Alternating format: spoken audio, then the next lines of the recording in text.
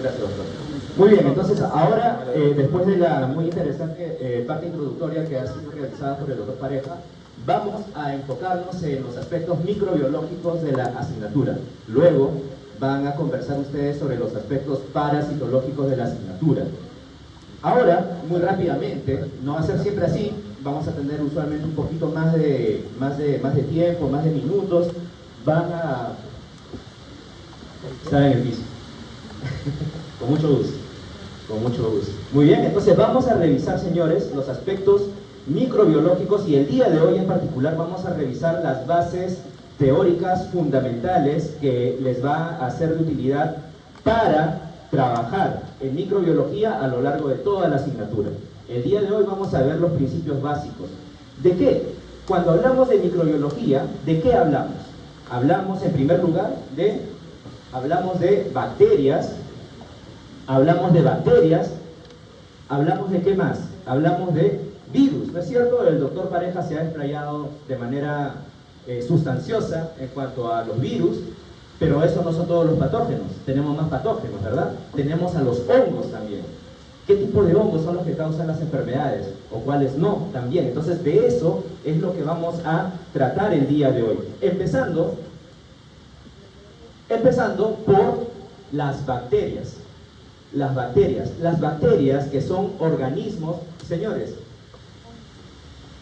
procariotas o eucariotas.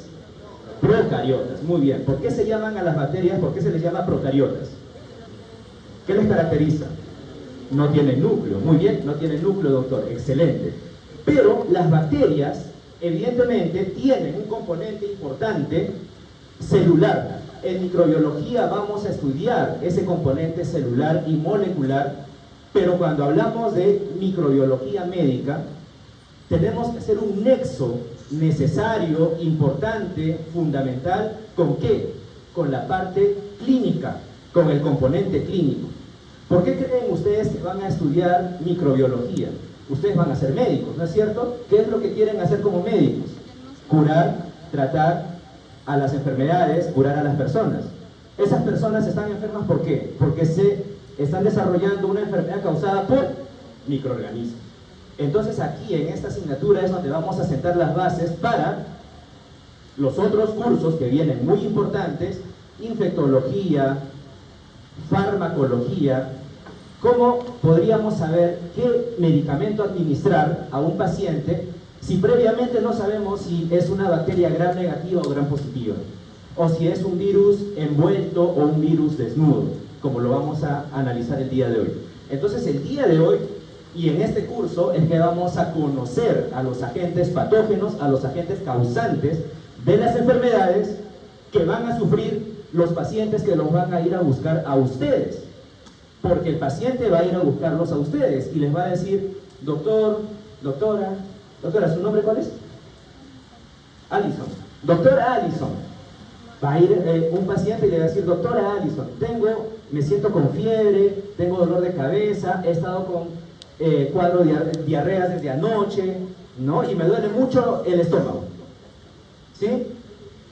Es la doctora Allison quien tiene que determinar cuál es la bacteria o el virus que está causando esa enfermedad, ¿verdad?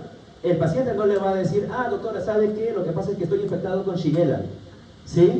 Es la doctora quien, en base a los síntomas, en base a sus conocimientos microbiológicos, en base a los exámenes que la doctora le pueda ordenar al paciente, es que ella va a determinar: ah, sí, no se trata de un virus, se trata de una bacteria. ¿Sí? Y corresponde este tratamiento. ¿Sí? Entonces, eso se logra porque ustedes van a tener la capacidad de conocer, de reconocer cuáles son las características microbiológicas y cómo se relacionan estos patógenos con la clínica, con los síntomas que presentan los pacientes. Entonces, vean ustedes, es importante que sepamos, cuando hablamos de bacterias, que las bacterias, ya lo dijo el doctor Pareja, forman parte de la microbiota normal. ¿Qué quiere decir? Que son habitantes normales, naturales, inocuos, ¿sí?, de nuestro organismo. Muchos viven en nuestro estómago, en el tracto gastrointestinal, en las damas en el tracto genitourinario, ¿correcto? La mayoría de las bacterias no causan ningún daño, ¿sí? Pero existe un pequeño porcentaje, un grupo reducido, que sí son patógenos. Es la minoría clínica, como nos dice la lámina. ¿Y qué es lo que sucede acá? Lo que sucede acá es que cuando se da la oportunidad a esas bacterias patógenas de crecer, de reproducirse en medio de una microbiota normal, es cuando esas bacterias pueden colonizar de manera importante nuestro organismo y causar la enfermedad. Esto lo han visto en biología, ¿no es cierto? En el colegio. ¿Cuáles son las características de una bacteria? ¿O de qué está compuesta la bacteria? En primer lugar, lo que dice la lámina, ¿quién me dice? Una cápsula. Algunas bacterias tienen una cápsula. ¿Para qué creen que servirá la cápsula, señores? Para proteger a la bacteria, ¿no? Para proteger a la bacteria, ¿sí? Muy bien, entonces tiene una cápsula, muy bien, para proteger a la bacteria. ¿Qué otra estructura tienen? ¿Qué ven ahí ustedes? ¿Qué más tienen? Pared celular, muy bien, las bacterias tienen pared celular. La pared celular de las bacterias es sumamente importante, es un componente importante porque en primer lugar nos permite diferenciar si es que estamos hablando de una bacteria gram positiva o gram negativa. Vamos a ver ahorita la estructura de la pared celular, ¿sí? ¿Cómo es la pared celular de una bacteria gram positiva? ¿De qué se compone la pared celular de una bacteria? De una capa de peptidoglucano, muy bien. Y si esa capa de peptidoglucano es más gruesa o es menos gruesa, es lo que va a determinar morfológicamente, visualmente, si estamos hablando de una bacteria gram positiva o gram negativa. Más allá del hecho de que, de la tinción de gram, que también vamos a analizar. ¿Cuál se tiñe de rosado y cuál se tiñe de violeta? ¿La gram positiva o la gram negativa? La gram positiva. La gram positiva es violeta o morada, ¿no es cierto? Muy bien, y la gram negativa es rosada, roja, ¿sí? Entonces, esa es la diferencia importante. Muy bien, ¿qué más? Tenemos señores, un nucleoide solamente, un nucleoide que contiene el material genético de la bacteria. A diferencia de las eucariotas, no hay núcleo, solamente hay un nucleoide. Tenemos el flagelo. ¿Para qué servirá el flagelo? Esa colita. Para ayudar a mover hacia la bacteria, ¿no? Y navegar en el torrente sanguíneo o en el moco del estómago, por ejemplo, ¿sí? El flagelo. Y tenemos también a estas estructuras pequeñitas llamadas fimbrias, ¿sí? Fimbrias o pili, que son importantes ¿para qué? Para que la bacteria se adhiera, se agarre al epitelio con el que está haciendo contacto. Por ejemplo, imagínense una bacteria que entra por la vía respiratoria. En la respiración podríamos eliminar fácilmente esa bacteria, pero la bacteria se agarra al epitelio respiratorio gracias a estructuras como el pili o las fimbrias. Una bacteria que infecta el tracto genitourinario, podría fácilmente esa bacteria ser expulsada, ¿no es cierto? Con el movimiento mecánico del flujo urinario. La orina podría ir expulsando esa bacteria. Entonces esa bacteria, para no ser expulsada por la orina, se agarra al epitelio genitourinario. ¿Listo? Entonces son estructuras bacterianas importantes. Ya decíamos entonces que tenemos una diferencia muy importante entre las bacterias gram positivas y gram negativas. ¿Cómo es su capa de peptidoglicano? La capa de peptidoglicano de las bacterias gram positivas es más gruesa, ¿no es cierto? De las gram positivas. Vemos ahí en color, ¿no? Esas capas que están de forma horizontal, son las capas de peptidoglicano, son más gruesas. Pero vean ustedes la capa de peptidoglicano de la gram negativa, pequeñita, ¿no es cierto? O mucho más cortita, ¿no es cierto? Esta solamente de acá, la rosada, es más pequeñita. Pero esa capa pequeña de peptidoglicano en las gram negativas se compensa, entre comillas, ¿por qué?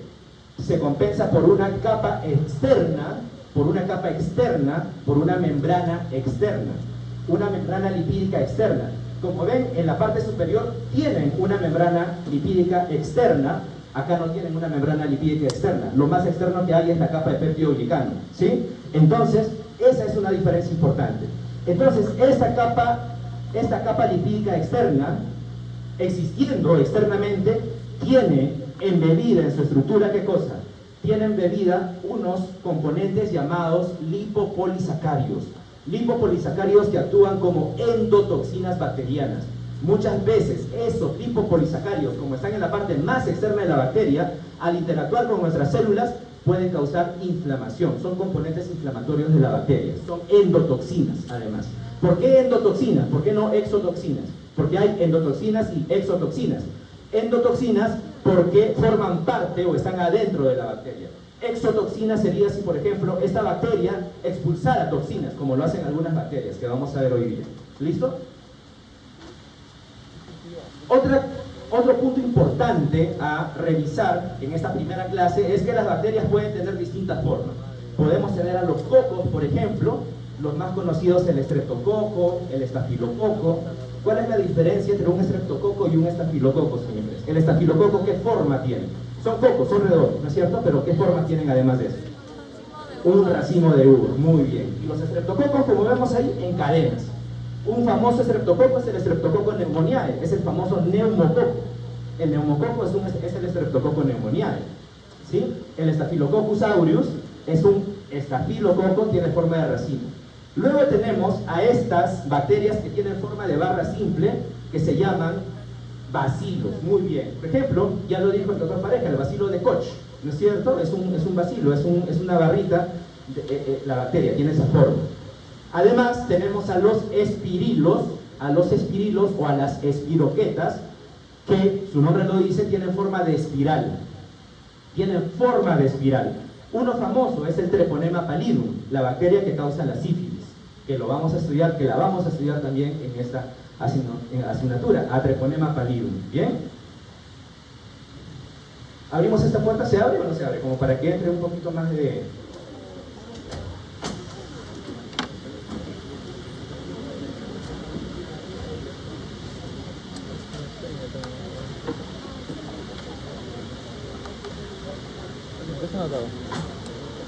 Podemos poner una carpeta acá, ¿no es cierto? Para que fluya un poquito más de aire.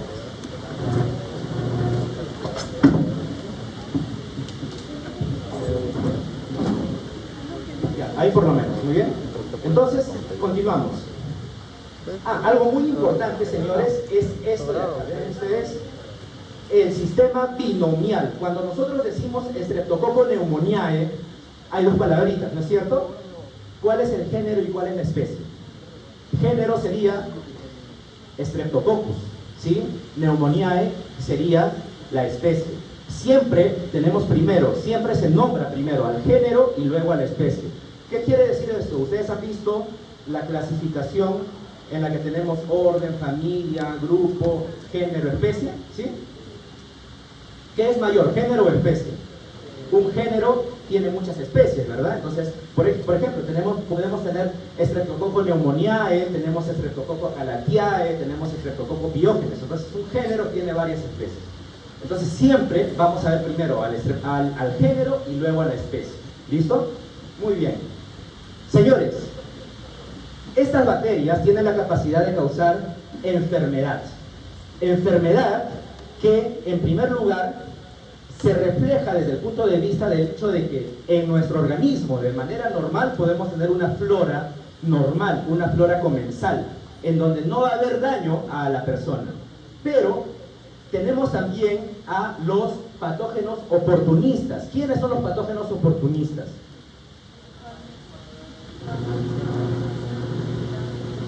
Aparecen cuando hay inmunodeficiencia, cuando hay un compromiso inmunitario, ¿verdad?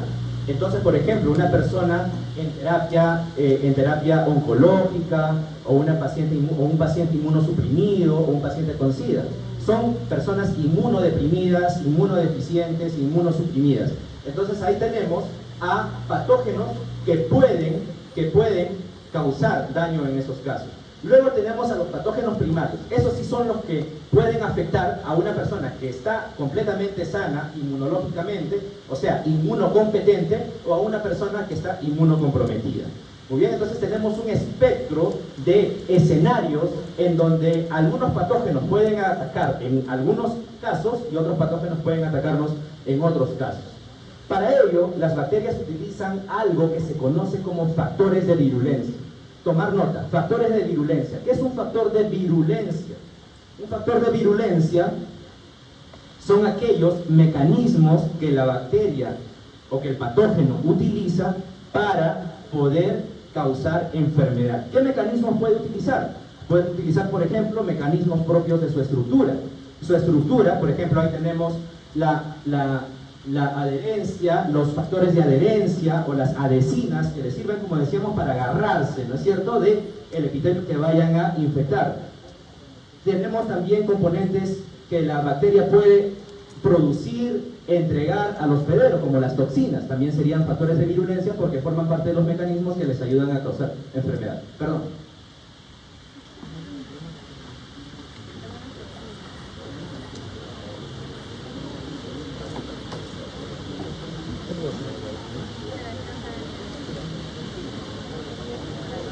Muy bien, entonces vamos a, señores, va a entrar el señor decano con algunas personas relacionados a las elecciones que van a ver. Es una actividad educativa de unos 5 minutos. Así que, señores, por favor, todos atentos al mensaje que nos van a dar los señores de la OMPE que nos están visitando. Establecerse en nuestro organismo, ¿no es cierto? Y luego poder desencadenar el mecanismo patogénico que vamos a estudiar bacteria por bacteria a partir de la próxima semana. ¿Listo? Muy bien, continuamos. Entonces decíamos que las bacterias utilizan un concepto importante para poder tener esas herramientas, esos mecanismos. Son las famosas islas de patogenicidad. Las bacterias, como saben ustedes, no es que nacen con todo el arsenal de virulencia, con todo el arsenal patogénico que necesitan, por ejemplo, para producir una toxina. Las bacterias, a diferencia de nosotros, tienen la capacidad ¿para qué? Para transferir información genética entre bacteria y bacteria. ¿No es cierto? A diferencia de nosotros, por ejemplo. Por ejemplo, su compañera no le puede transmitir algunos genes, ¿no?, directamente a su compañera de atrás. Eso sí sucede con la bacteria. La bacteria utiliza dos mecanismos para transferir esa información a otras bacterias y que esas otras bacterias puedan captar esa información importante, beneficiosa. Por ejemplo, la primera bacteria puede saber cómo resistir mejor a los antibióticos y le pasa esa información a la segunda bacteria. ¿Cómo? Por dos mecanismos. En primer lugar, la transferencia genética horizontal. Ahí la bacteria utiliza, ¿no?, unos pili de transferencia y le transfiere a la segunda bacteria los plásmidos con la información que contiene esos mecanismos de protección que quiere transferirle a la segunda bacteria. Los plásmidos, como saben ustedes, son fragmentos circulares de ADN, ¿verdad? El ADN contiene esa información, le pasa parte de su ADN a la otra bacteria. Y la otra forma es la de los bacteriófagos. ¿Qué son los bacteriófagos, señores? ¿Quién recuerda qué es un bacteriófago? Son virus, correcto, que infectan bacterias. Entonces un bacteriófago viene de infectar una bacteria A y luego infecta una bacteria B, pero en ese momento le está trasladando ADN que el bacteriófago ha captado o ha recogido de la bacteria A. ¿Listo? Esta resistencia a los antimicrobianos es un problema de salud pública actual. Las bacterias han estado expuestas tanto y tantos años a los antibióticos, a los antimicrobianos, que actualmente muchos antimicrobianos ya no son eficaces para curar algunas infecciones. Por ejemplo, ¿qué antibiótico, quién sabe, qué antibiótico sirve para tratar la sífilis? Señores, para tratar la sífilis, la penicilina, ¿sí? Y sigue siendo eficaz hasta ahora, desde los años 1940, cuando se introdujo este tratamiento. ¿Qué antibiótico sirve para tratar la gonorrea? Anteriormente servía la penicilina también. Pero actualmente casi todos los antibióticos son ineficaces para tratar la gonorrea. Hay algunos artículos que dicen que la gonorrea puede ser considerada una enfermedad incurable. ¿Por qué? Porque no hay antibióticos que puedan aniquilar de manera eficaz a esa bacteria, a la Neisseria gonorrheae o gonococo que causa la gonorrea. ¿Sí? Entonces, ¿eso por qué? Porque las bacterias desarrollan distintos mecanismos desarrolla, por ejemplo, enzimas. ¿Qué es una enzima? Una enzima, ¿no?, es una proteína que puede destruir a otra sustancia. En este caso, las bacterias desarrollan enzimas como las beta-lactamasas que ayudan a contrarrestar la acción de los antibióticos beta-lactámicos, ¿sí? Entonces, estas bacterias han desarrollado estos mecanismos. ¿Qué otro mecanismo? Modificación de la diana. No es diana la chica. ¿Qué se llama diana acá? ¿Qué significa diana en bacteriología? Diana es blanco, diana es target, ¿sí? Diana es objetivo, en bacteriología o en microbiología. ¿Ya? Las bacterias tienen la capacidad de modificar su diana. ¿Para qué? Para que cuando llegue un antibiótico, el antibiótico no pueda encajar, ¿sí?, con esa diana con la cual está supuestamente destinada a encajar. Ya no encaja. La bacteria modificó ese target, esa diana farmacológica, ¿sí? Y además también tenemos bombas de flujo, ¿no? Son estructuras bacterianas que sirven para que cuando el antibiótico logra ingresar a la bacteria expulsa el antibiótico a través de estas bombas de eflujo. Las expulsa, valga la redundancia, hacia afuera de la bacteria. Muy bien. El diagnóstico también es otro punto muy importante. Vamos avanzando un poquito rápido por el día de hoy, porque, bueno, el doctor Pareja nos ha brindado la introducción al curso esta mañana y además hemos tenido esta visita, ¿correcto? Entonces vamos corriendo. Pero esto ya está en el aula virtual, ¿verdad? Está en el aula virtual, ya lo tienen ustedes, entonces yo les invito a revisar este material para que puedan tener, como les dije, las bases del desarrollo de las siguientes clases, porque en las siguientes clases ya no vamos a ver generalidades como ahora, sino vamos a revisar, o con los profesores que corresponda, patógeno por patógeno. Vamos a dar las características de Escherichia coli, la microbiología de Salmonella, la microbiología de Neisseria gonorrhoeae, etcétera, etcétera. Muy bien, pero algo importante que debemos mencionar ahora es la importancia del diagnóstico. Les decía hace unos instantes que cuando el paciente venga, ¿dónde está su compañera? Alison, ¿verdad? Y le diga, doctora Alison, me siento mal, ¿qué es lo que tengo? Entonces la doctora Alison, o el doctor Carlos, la doctora Francisca, quien sea, va a tener que indicarle al paciente algunas pruebas diagnósticas, ¿verdad? Para ello, ¿qué se necesita? Se necesita, en primer lugar, muestras adecuadas. ¿Qué tipo de muestras creen ustedes que se pueda pedir, por ejemplo, para una enfermedad gastrointestinal? Heces. Heces. Para una enfermedad urinaria, orina. Para una enfermedad del sistema nervioso central, una meningitis, por ejemplo.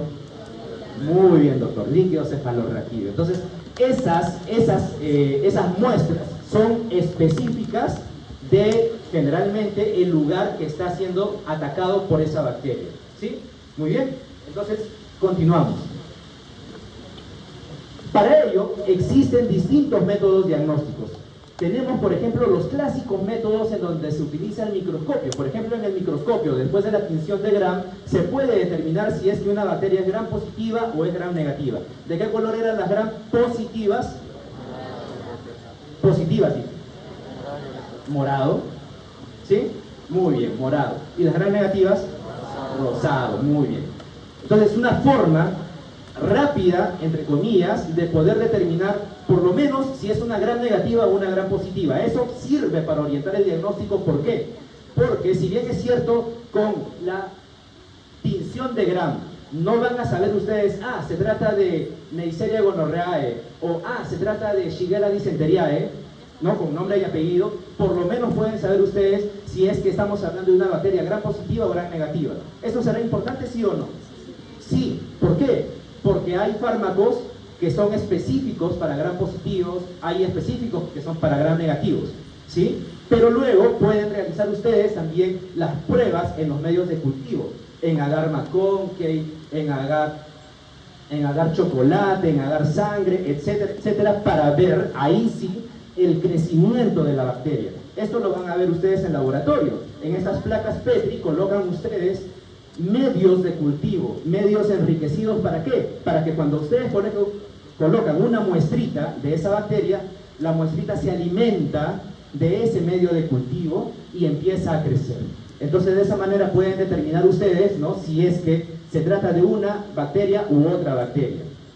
Además, tenemos en la actualidad otras técnicas como la espectrometría, que les permite identificar de manera más precisa la identidad de esa bacteria. La espectrometría de masas, en la cual ustedes pueden conocer la identidad de las proteínas que tiene una bacteria para poder determinar si se trata de una u otra. Vamos avanzando rápido. Y, por supuesto, tenemos a la famosa PCR, en donde se puede determinar, ahí sí, de manera específica y exacta de qué patógeno estamos hablando, ¿sí? La prueba de la PCR es como pedirle el DNI a la bacteria. ¿Por qué? Porque leen y tienen conocimiento ustedes de su código genético, del genoma propio de esa bacteria. Entonces, obviamente, una bacteria, por ejemplo, Salmonella, no va a tener el mismo genoma que una Escherichia coli, ¿verdad? Entonces, cuando ustedes determinan el genoma de esa bacteria a través de las técnicas de PCR, saben que ahí sí se trata de la bacteria de la cual seguramente estaban sospechando. Muy bien. Además, otro concepto importantísimo en cuanto a las bacterias son las pruebas de antibiograma. ¿Qué son las pruebas de antibiograma, señores? ¿Para qué sirven? Para ver. Muy bien, doctor, excelente, muy bien. En las pruebas de antibiograma tenemos estas placas Petri en las cuales se colocan estos discos están bañados, entre comillas, bañados ¿de qué? De distintos antibióticos. Ahí tienen ustedes penicilina, cefalosporina, ceftriaxona, ampicilina, etcétera, etcétera. Entonces, como en ese medio de cultivo colocan ustedes a una bacteria, por ejemplo, Escherichia coli, vean ustedes cómo algunos antibióticos van a repeler más fuertemente a la bacteria, van a repeler el crecimiento de la bacteria a través de o cerca a ese antibiótico. Entonces, obviamente, un antibiótico que tiene un halo mayor va a ser mucho mejor para combatir esa bacteria, ¿o no? ¿Sí?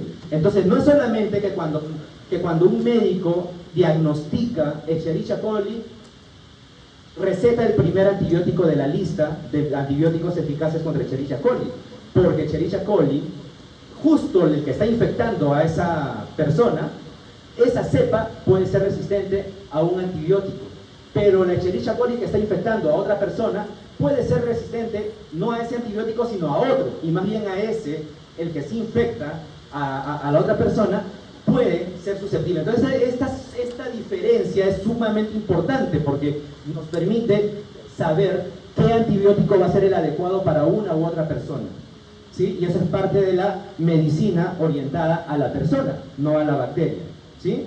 Muy bien, vamos rápidamente a hablar de los virus, ¿no? Vamos rápidamente a hablar de los virus. Los virus, ¿cuál es la diferencia entre un virus y una bacteria, por ejemplo, señores? Muy bien, el tamaño en primer lugar. Aquí nos dicen que el virus no es un ser vivo, muy bien, también. Entonces, ¿qué es el virus? El virus, señores, en palabras sumamente sencillas, son dos cosas nada más.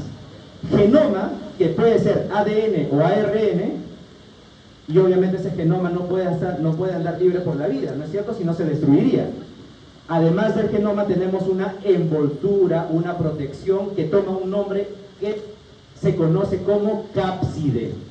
Entonces, un virus no es nada más que el genoma protegido por una cápside de proteínas. Muy bien. Entonces, como muy bien dijo su compañero, vean ustedes la diferencia en el tamaño, ¿no? Los virus son muchísimo más pequeños que las bacterias. Pero los virus, entonces, solamente están compuestos por material genético, ADN y ARN. El material genético, ¿qué cosa es al final del día? Es la lista de instrucciones que tiene ese virus para poder replicarse en una célula cuando vaya a infectar esa célula, ¿no es cierto? Cuando vaya a infectar esa célula. Y aquí hay algo muy importante, los virus necesitan siempre, sí o sí, entrar a una célula para poder replicarse, es decir, para poder multiplicarse. Como a veces digo, un virus es como una receta de cocina, pero sin la cocina, ¿sí? El virus tiene todas las instrucciones para poder fabricar nuevos virus, pero necesita siempre estar dentro de una célula para utilizar la maquinaria celular y poder replicarse con éxito. ¿sí? Entonces, eso es sumamente importante en cuanto a los virus. Algunos virus, además de la cápside, acá vemos a la cápside, ahí tenemos al genoma, tenemos a la cápside de proteínas, pero algunos, además de la cápside, tienen una envoltura que es, con la cual se llaman virus envueltos, y esa envoltura además contiene estas proteínas o glicoproteínas, o son las famosas proteínas spike, ¿no? Las proteínas, las glicoproteínas, que le sirven fundamentalmente al virus para reconocer y adherirse al receptor celular de la célula que vaya a infectar. Los virus, así como las bacterias tienen formas, los virus también tienen formas. Vean ustedes este primer virus que tiene una forma icosaédrica. ¿Qué quiere decir icosaédrica? Que tiene 20 lados, ¿no es cierto? Si ustedes cuentan los lados, tiene 20 lados. Entonces tiene una forma cuasi perfecta, porque en realidad son proteínas que están organizadas de una manera sumamente ordenada. Entonces ahí tenemos una cápside icosaédrica. Pero también podemos tener a los virus que tienen una forma helicoidal, o una forma, inclusive también, por ejemplo, si ustedes buscan, y lo vamos a estudiar cuando corresponda, al virus de la rabia, el virus de la rabia tiene una forma muy particular, que es como si fuera una bala de pistola, ¿sí? El virus de la rabia, ¿sí? Tenemos también a los otros virus que mencionamos hace unos instantes, que eran los bacteriófagos, ¿no es cierto? Que, como dijo su compañero, son los virus que se encargan de infectar no a los humanos, sino a las bacterias. ¿Listo? Entonces, en base a la presencia de cápside o de envoltura, podemos tener esta clasificación: a los virus desnudos, que son los virus que solamente tienen cápside además del genoma, o podemos tener también a los virus envueltos que, además de la cápside, tienen una envoltura exterior. Dije además de la cápside, o sea, los virus envueltos siempre van a tener cápside, ¿ok? Siempre van a tener cápside. Todos los virus tienen cápside, muy bien, doctor, exactamente. Pero algunos, además, pueden tener envoltura. Muy bien.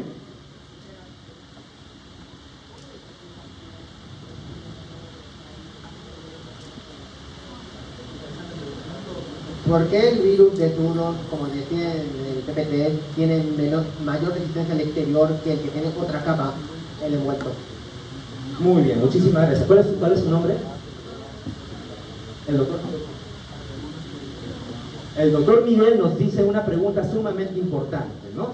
Acá vemos que los virus que son desnudos, que solamente tienen cápside, son menos resistentes, y que los virus que tienen, además de la cápside, una envoltura, son menos resistentes.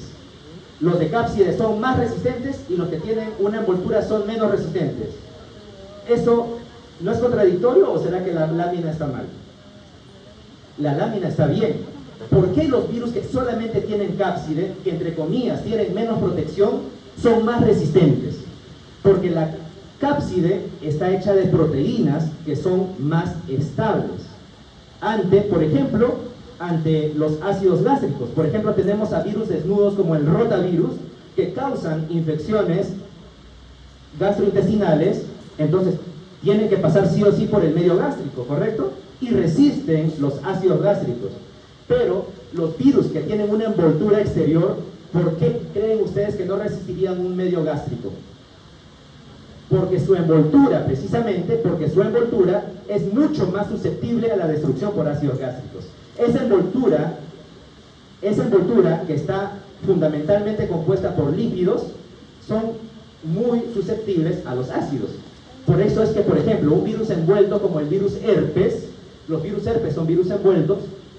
Ustedes no han visto herpes gastrointestinales, ¿no es cierto? No existe la herpes. ¿Por qué? Porque son virus envueltos. Jamás podrían resistir el medio gastrointestinal. En cambio, un virus desnudo, que aunque contradictoriamente tiene menos estructura, sí lo puede hacer. Por eso. Muy bien, doctor Miguel, ¿cierto? Ahora, señores, aquí tenemos un componente muy importante, sumamente importante, relacionado a la replicación bacteriana.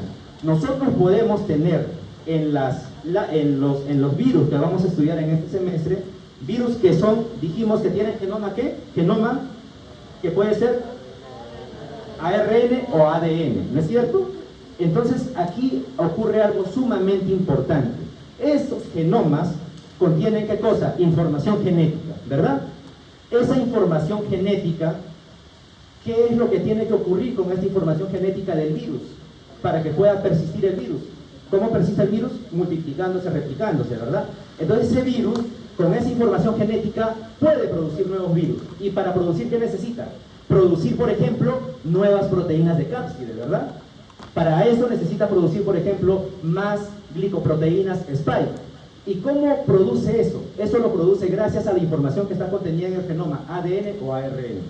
Entonces, ocurre siempre, por ley, un ciclo natural o una ruta natural biológica, que es que un genoma de ARN, debe producir ¿qué cosa? Debe producir ARN mensajero. Ese ARN mensajero va a producir ¿qué cosa? Va a producir finalmente proteínas. ¿Qué proteínas? Por ejemplo, las proteínas de la cápsula. ¿Sí? Esa secuencia. El genoma ARN produce ARN mensajero y el ARN mensajero produce proteínas, que son las que finalmente van a formar la estructura de los nuevos virus. En cambio, si tenemos un virus ADN, el virus ADN tiene que producir primero ARN y ese ARN luego ARN mensajero y las proteínas. ¿Me siguen hasta ahí, verdad? Pero ocurre un caso muy especial, el de los retrovirus. ¿Qué sucede con los retrovirus, señores? Por ejemplo, ¿qué retrovirus conocen? El VIH, ¿no es cierto? El VIH, ¿quién me dice qué genoma tiene el VIH? ¿Es ARN o es ADN?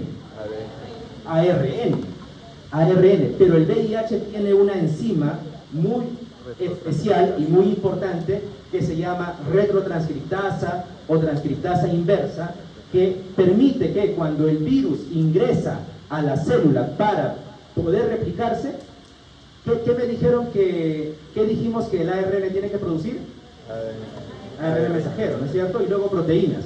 En lugar de que el ARN del VIH produzca ARN mensajeros y luego proteínas, esa retrotranscriptasa, su nombre lo dice retro, va para atrás. Muy bien, doctor. Va para atrás y ese ARN más bien se convierte en ADN. Esa es la esencia de la retrotranscriptasa, que lo vamos a estudiar en detalle cuando veamos el virus del VIH. Muy bien, entonces cada virus, como vemos ahí, o cada genoma tiene un camino que recorrer, pero el camino siempre es ARN mensajero y luego proteínas, salvo en el caso de el virus VIH.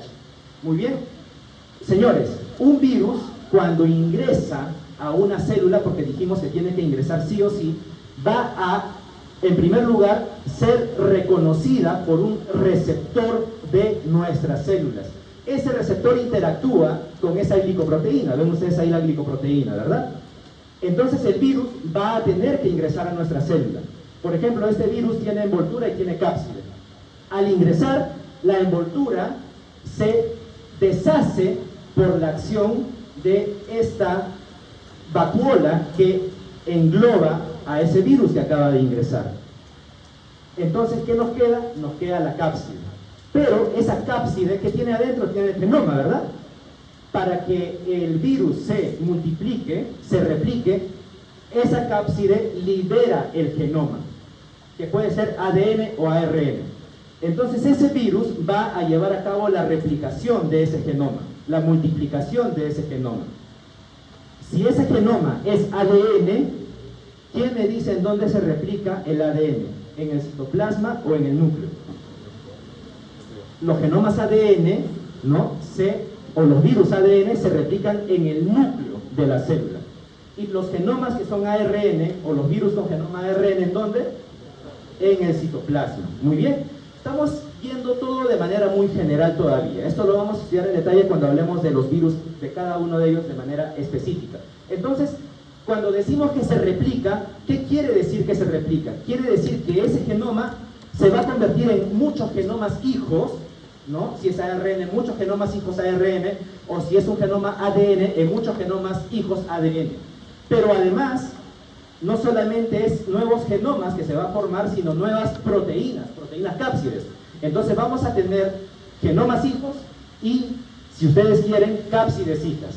Entonces, ¿qué es lo que va a suceder con esas nuevas creaciones que tenemos ahora se van a ensamblar. Se juntan los nuevos genomas con las nuevas proteínas virales, se ensamblan y forman los nuevos virus que se llaman viriones. Cada estructura viral se llama virión. Entonces, esos nuevos viriones, que ahora tenemos varios viriones hijos en la misma célula, a la cual entró solamente un virión, ahora tenemos varios, esos viriones van a salir de la célula a infectar a otras células o a otras personas. ¿Cómo salen de la célula? Salen a través de lisis celular, a través de lisis destruyendo la célula, como en el caso de herpes, por ejemplo, o pueden salir también por el proceso de gemación, en donde no destruyen a la célula. ¿Sí? Esto es el mapa general. Pero vamos viendo y vamos a pasar rápidamente. Ya dijimos que el virus de ADN se replica en el núcleo, ¿sí? 99.9%, porque siempre hay excepciones, como ven ustedes en la lámina, y los virus de ARN, por regla, se replican en el citoplasma, 99.9%, porque siempre hay excepciones, como vemos, y para que lo puedan revisar ustedes. Vamos avanzando, señores. Ya dijimos entonces que en el caso del virus VIH tiene una particularidad, que el genoma ARN no se transforma en ARN mensajero y en proteínas, sino que gracias a la retrotranscriptasa se transforma primero en ADN. Y señores, si tenemos ADN viral del virus VIH, ¿a dónde creen ustedes que se va a ir ese ADN viral, ese ADN del VIH? ¿Al citoplasma o al núcleo? Al núcleo, muy bien, al núcleo. Y cuando tenemos ese ADN, que antes era ARN y que gracias a la retrotranscriptasa se ha convertido en ADN, ese ADN va a ingresar al núcleo. ¿Qué tenemos nosotros en el núcleo? Nuestro ADN, ¿no es cierto? Y ahí va a entrar en acción una segunda enzima importante del VIH, que es la integrasa. La integrasa es importantísima porque la integrasa, su nombre lo dice, va a integrar, va a unir el ADN del VIH con nuestro ADN. Lo va a integrar y esa integración es para siempre. Por eso es que el virus del VIH se integra de manera permanente y para siempre y de por vida con nuestro genoma. Entonces, de tal manera que estando este genoma ADN viral integrado con el nuestro, ahí sí, ese genoma ADN se convierte en ARN, ahora sí, viral, y ese ARN mensajero produce las proteínas nuevas del VIH. Y vamos liberando nuevos viriones de VIH en nuestro organismo, hasta que finalmente, luego lo vamos a ver en detalle, se van destruyendo los linfocitos T, ¿sí?, a lo largo de nuestra vida, y cuando el recuento de linfocitos T cae por debajo del umbral de 200, esa persona entra en el estado conocido como síndrome de inmunodeficiencia adquirida, cuando los linfocitos T son menores de 200. En ese caso, cuando tenemos ese recuento disminuido de linfocitos, una persona es sumamente de infectarse por cualquier patógeno, bacterias, tuberculosis, hongos, cándida, parásitos, toxoplasma, etcétera, etcétera, y al final la persona termina muriendo por esas infecciones, no por el VIH, ¿sí? Pero eso lo vamos a revisar en detalle. Vamos a avanzar rápidamente, señores, porque el día de hoy básicamente, y encima, ¿dónde está la otra pareja? ¿Dónde fue la otra pareja? Doctora, nos vino una visita de 5 minutos de señores de la OMPE que querían hacer un mensaje a los alumnos, entonces, si me brinda 5 minutitos, le agradecería. Gracias. Entonces, señores, ideas importantes de virus, conclusiones de virus, antes de ver en 5 minutos nada más lo que corresponde a hongos. Virus. Dijimos que, como su compañero Miguel dijo hace unos instantes, la estructura en realidad nos dice si ese virus puede infectar, por ejemplo, en medios complicados, entre comillas, como el medio gástrico.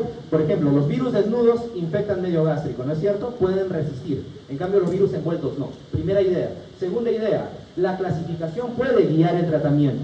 La clasificación, ¿qué tipo de clasificación? Si es un virus ADN, un virus ARN, si es un virus desnudo, si es un virus con envoltura. Luego, las proteínas de superficie dictan el tropismo. ¿Qué es tropismo? Para empezar, ¿qué es tropismo? ¿Qué significa tropismo? Por ejemplo, si yo digo un virus neurotrópico, como el virus herpes. Tropismo significa afinidad. Un virus, por ejemplo, neurotrópico, como les acabo de decir, es un virus que tiene afinidad por infectar, ¿no? O preferencia por infectar células del sistema nervioso, como el virus herpes, ¿sí? Entonces, las proteínas, precisamente de las glicoproteínas, las que vemos, ¿no? Las puntas o las proteínas spike, ¿sí? Son las que van a reconocer a un receptor específico de cada célula y esto se llama tropismo. Muy bien. Y el daño es multifactorial. El daño puede ser causado por el mismo virus o también podría ser causado, señores, por acción de nuestro sistema inmune, cuando se produce una hiperreactividad inmune, como lo han visto, seguramente en su clase inicial. Rápidamente, hongos. Los hongos, señores, también son otro componente importantísimo de la microbiología. A veces son muy olvidados, pero sí causan daño, porque generalmente se estudia a las bacterias, a los virus, pero hay hongos sumamente importantes que causan enfermedades graves en los pacientes. Los hongos, señores, ¿son procariotas o eucariotas? Eucariotas. ¿Por qué?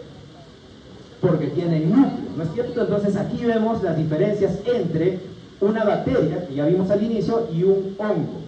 De hecho, una célula fúngica se parece mucho más a una célula humana que a una bacteria. ¿Por qué? Porque tiene núcleo, porque tiene membrana celular. Pero a la vez hay diferencias con la célula humana. Por ejemplo, la pared. Muy bien. La pared celular de los hongos, ¿de qué está conformada? De glucanos y de quitina. Muy bien, la pared celular de los hongos. Y la membrana celular también tiene una diferencia con la membrana de los humanos, porque nosotros tenemos membrana, ¿verdad? La membrana del hongo, ¿qué es lo que tiene? Ergosterol. Muy bien, a diferencia de los humanos. ¿Los humanos qué tienen en lugar de ergosterol? Colesterol. Muy bien, entonces son las características más relevantes de los hongos. Los hongos, señores, tienen dos formas, los podemos encontrar en dos formas. Las levaduras, que se caracterizan porque, como ven en la imagen, son unicelulares, y se reproducen por gemación, ¿no? Les nace un brotecito ahí, como ven, y de esa manera se multiplican. Y la otra forma es la de los mohos. En los mohos vamos a encontrar a estas estructuras llamadas hifas, que son estructuras alargadas, y que se encuentran, por ejemplo, en el medio ambiente. En el medio ambiente podemos encontrar en suelos contaminados hifas, ¿no? Que luego estas hifas van a producir unas estructuras que se llaman esporas.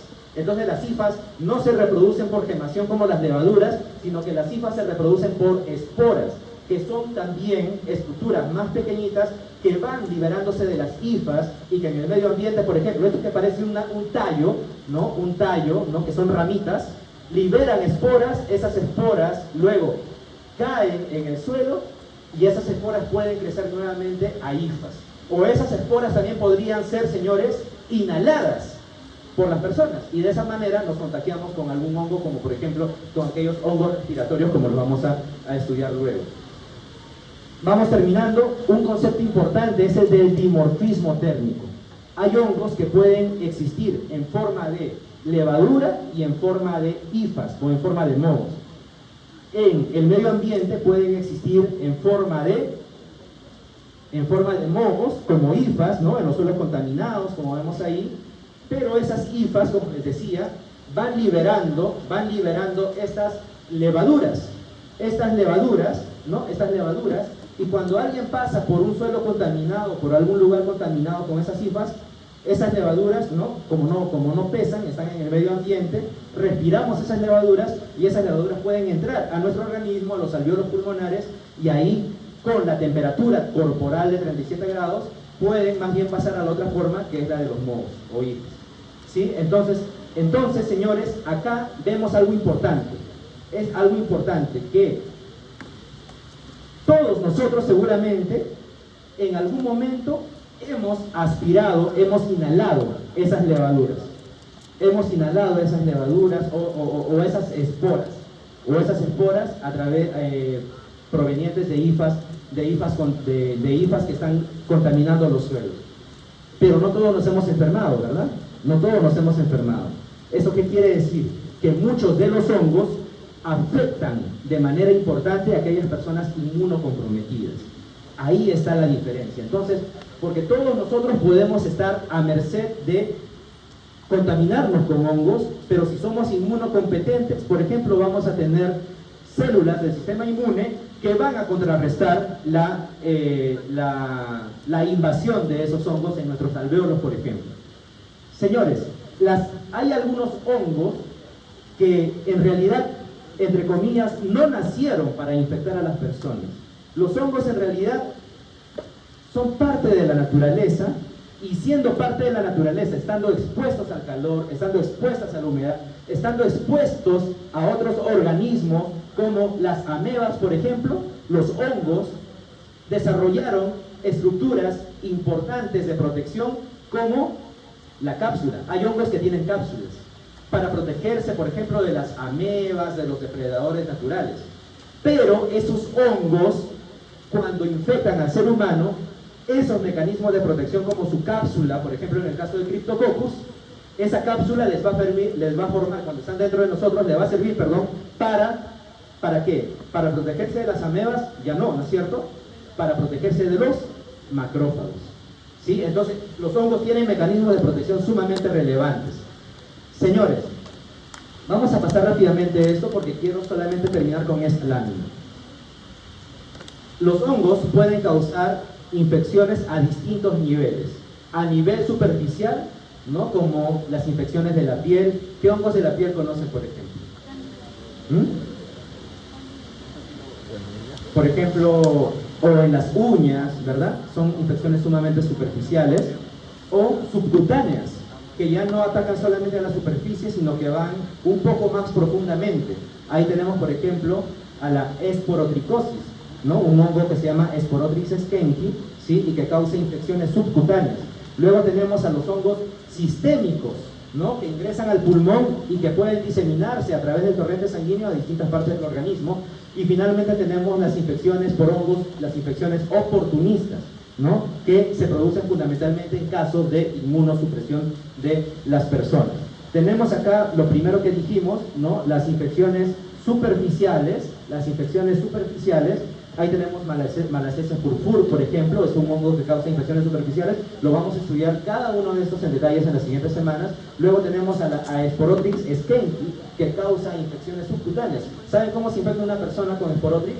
Ocurre principalmente en aquellas personas que realizan labores de jardinería, que trabajan en las granjas. ¿Por qué? Porque esos hongos, ¿no? Viven, por ejemplo, en las espinas de las rosas o en restos de plantas contaminados, y cuando una persona se astilla, ¿no? Por ejemplo, con una espina de la rosa, ese hongo ingresa por esa herida, ¿no? Y crece de una forma característica siguiendo la ruta de los vasos linfáticos, como vamos a ver cuando nos toque estudiar este hongo. Y los hongos, ¿no? Endémicos, por ejemplo, Histoplasma, coccidioides, son aquellos que inclusive pueden causar enfermedades sistémicas. Los patógenos oportunistas, el más famoso, Candida albicans. Candida suele vivir en la microflora, ¿no? De una persona. Pero, por ejemplo, cuando tenemos a ese hongo Cándida viviendo con la microflora, es decir, con un montón de bacterias que no son patógenas, ¿qué pasa cuando nosotros tomamos exceso de antibióticos? El antibiótico, el antibacteriano, va a barrer con todas esas bacterias. ¿Y qué quiere decir? Le va a dejar más espacio a ese hongo para que pueda crecer y producir la infección. ¿Sí? Eso lo vamos a ver también cuando nos toque estudiar Cándida. Entonces, esta es la última lámina. La enfermedad fúngica en realidad depende de muchos factores. De los factores de virulencia, ya dijimos que es un factor de virulencia del hongo, como la cápsula, por ejemplo, o la melanina que produce Cryptococcus, por un lado, y por el otro lado de la balanza tenemos a la persona, cuál es su estado inmunológico, por ejemplo. Entonces, dependiendo de esa relación entre lo que trae el hongo versus lo que es la persona, es que se puede desarrollar o no la infección por el hongo. Muy bien, de esa manera terminamos la parte de microbiología.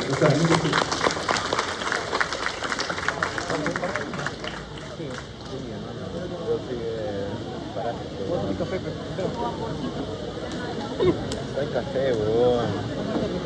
Hay café, man. ¿Lo corto? ¿O lo juntas? ¿Lo junto? No, déjalo así. Ya, para que no hubiera batería. Son 75, Tengo weón. falta oficio. Oye. A las 3, weón. Sandro, ¿grabaste toda la clase? Oye, pon en privado, weón. Pon en privado, mano. Remando con la gente, ¿no? Mano. El mío se quedó sin grabar, solo grabé 40 minutos de la clase. Que no te preocupes. Ya. Gracias. ¿Qué Mira, quieres, mal Joe? amigo. Eres un mal amigo, amigo. No, no amigo. Amigo. Muy bien, señores. Entonces, como les dijo el doctor Pareja al inicio, en esta las asistencias a partir de este semestre se va a tomar con el código QR, que dura 2 minutos, ¿verdad? El día de hoy es un piloto nada más, entonces vamos a hacer la prueba, ¿les parece? Para que a partir de la próxima semana sea en el componente de parasitología o de microbiología, en cualquiera de los dos componentes vamos a pasar la asistencia. Entonces, para ello, tienen que entrar todos al aula virtual. Entren a su aula virtual del teléfono y a ver, vamos a ver, acá le tenemos que dar clic en asistencia, estamos en aula virtual. Señores, esto es importante porque a partir de la próxima semana el control de asistencia va a ser sumamente estricto y riguroso, entonces tratemos de hacer esta prueba lo mejor posible, ¿sí? Entonces nos vamos acá y acá yo le voy a dar clic en generar QR. Recuerden ustedes que este QR dura 10 segundos, perdón, 15 segundos. Si alguien no le logra dar, prueba el siguiente QR que dura 15 segundos más y todo este proceso dura 2 minutos. A ver, vamos a ver. Pero tienen que entrar al aula virtual, ¿ah? Ahí está. 2 minutos, 12 y 12 hasta las 12 y 14, hasta que dé 12 y 14. Pero tienen que entrar al aula virtual, ¿ah? A ver, ¿se puede o no se puede? Yo voy a intentar también. ¿Cómo lo haces, weón? Entra al aula virtual. Al aula virtual. Igual les digo el aula virtual, ¿no es cierto? Para que se logueen. Al aula virtual en teoría. Tienes que tenerlo abierto porque no te va a pedir tu clave. Y le coloca presente, ¿no? Ya le coloco. Oye, teléfono. Tienes 5 segundos. Ya ven, entonces por ejemplo algunas personas ven que la contraseña del aula virtual o se olvidaron o les caducó, entonces yo les sugiero que a partir de ahora todos puedan restablecer su contraseña en el aula virtual, porque claro, le dan clic en el QR y les va a llevar al aula virtual, pero si no se pueden loguear en el aula virtual no le van a poder dar presente, su compañera ya le dio presente. Está fácil creo, ¿no es cierto? Si alguien no le dio, tiene que restablecer su contraseña. Si alguien no le dio, espera a que se genere el nuevo QR y así sucesivamente. Ingresar todo tu correo.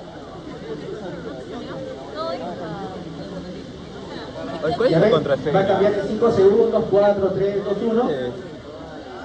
Solo tienes que escanear el QR. ¿Ya Nuevo está presente? QR. Si alguien no le logró dar al anterior, le da a What the este. fuck, ¿por qué te sale eso? Y este proceso dura Debería solamente salir 2 presente minutos de solo, frente. ¿ya? Ya no se salió esa parte. Oye, qué mal Algunos sí creado. les agarró, ¿no es cierto? Sí le dieron presente. Entonces ya ahí está su asistencia ya registrada. A los que no lograron entrar al aula virtual, para la próxima semana entren con su contraseña debidamente registrada y de esa manera va a ser la única manera como van a registrar su asistencia. ¿Listo? La asistencia de hoy día vale. Muy bien, 2 y 14. ¿Listo? Se cerró. Ya le voy. Oye, ¿lograste? Ahora ya me salió. Tienes que tener ahí la entrada de opción. Oye, qué mal criado, causa.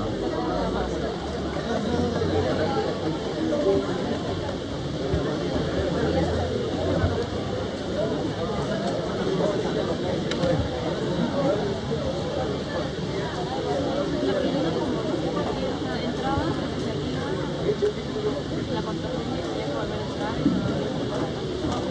¿Vas a por el punto también?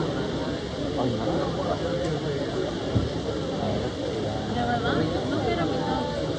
Vete nomás. Oye, qué mal criado. Guárdate, pero. No es copia y pegado.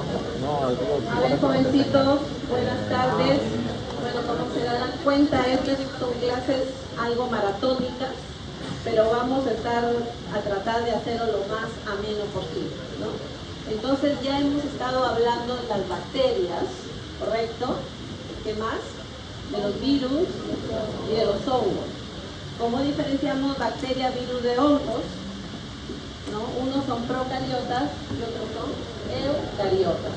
Entonces vamos a entrar al mundo ahora de los parásitos, ¿no? De los parásitos. ¿Qué vamos a hacer el día de hoy?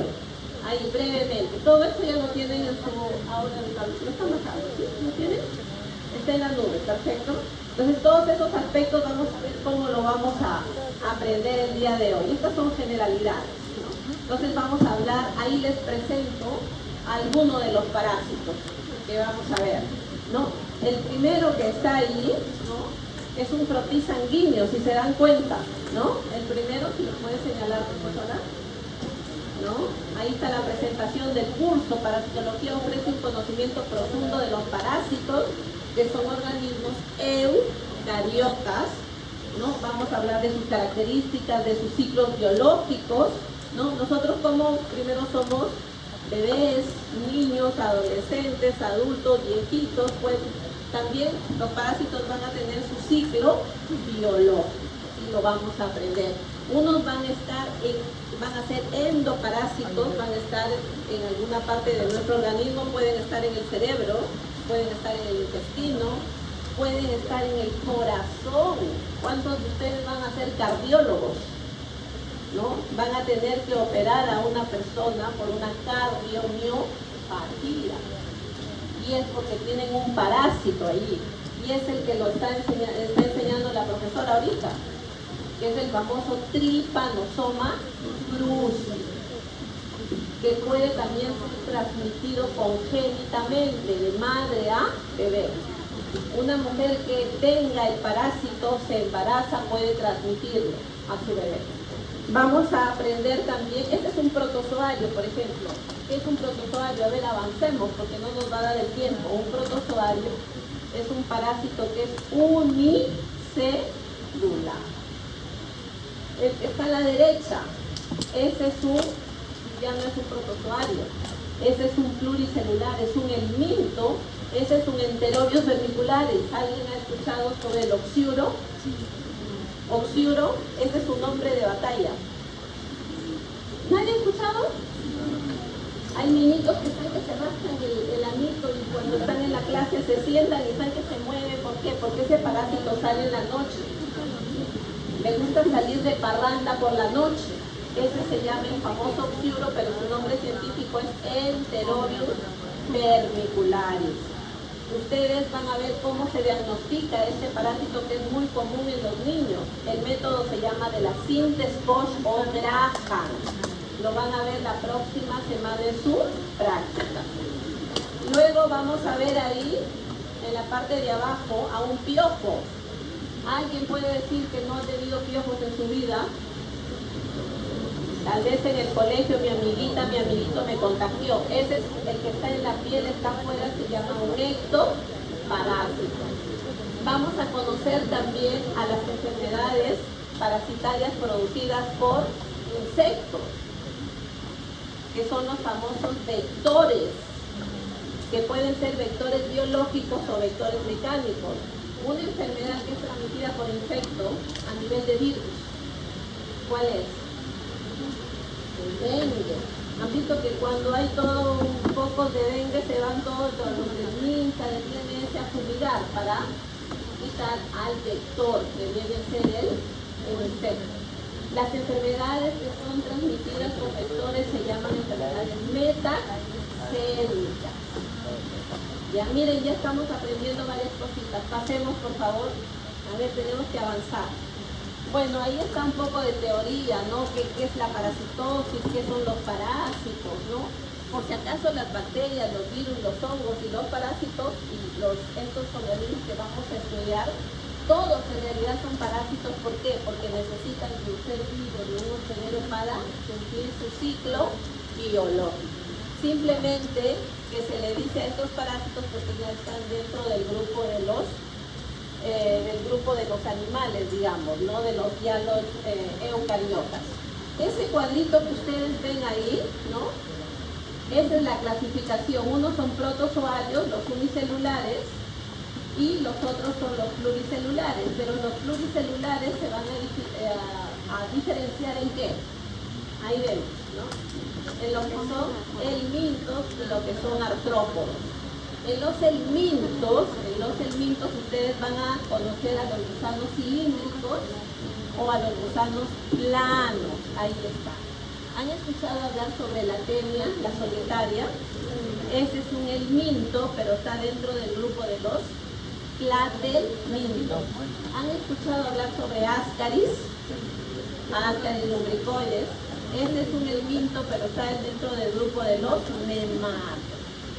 Ya siempre lo repito en las clases, algunos de nosotros, por X razón, comemos un poquito de un alimento que está con tierra y ahí el huevito de ascaris, pues yo tengo mi ascaris. ¿Sabes cuánto mide un ascaris? El tamaño de un lapicero, 25 a 30 centímetros. ¿Ya? Por favor, a ver, vayamos aprendiendo estos, los tamañitos, familiarizando. Ahí nuevamente ustedes están viendo frotis sanguíneo, ¿no? El primero, frotis sanguíneo, es un parásito que produce la malaria o paludismo, ¿no? ¿Cómo se llama el parásito que produce malaria o paludismo? Plasmodium. El 85% de los casos de malaria, escúchenme, este es examen que ustedes necesitan de verdad. El 85% de los casos de malaria en nuestro país es producido por Plasmodium vivax. Vivax. Con B chica, vivax. Plasmodium vivax, D-I-V-A-X. El 85%. El 10% es producido por Plasmodium falciparum, que está escrito ahí. Y saben también que en nuestro país hay personas que son, entre comillas, privilegiadas, que tienen los dos. Eso se llama malaria mixta.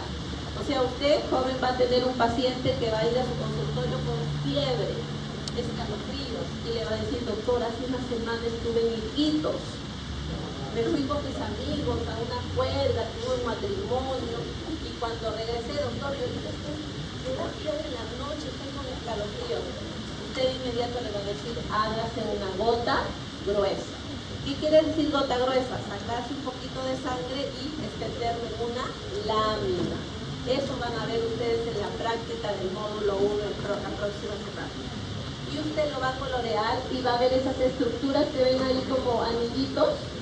Y usted va a decir, tiene Plasmodium, pero acá yo siempre respeto a todos los biólogos, a los tecnólogos, a los microbiólogos, porque usted, joven, no se va a quedar solamente con que su paciente tiene malaria. Usted tiene que saber qué especie es la causante. ¿Por qué? Porque usted es chismosito, no. Porque de acuerdo a la especie ustedes le van a dar trata, ¿ya? Entonces ya conocemos a Plasmodium, que produce malaria y es un protozoario hemático. ¿Por qué se dice hemático? Porque está en la sangre. Ascaris, que hemos hablado, y la temia son parásitos intestinales porque están en el intestino. Ascaris y temia solium o temia satinal, ¿no? A ver. Claro, pero pueden haber adultos también. Hay adultos en Iquitos, ¿no?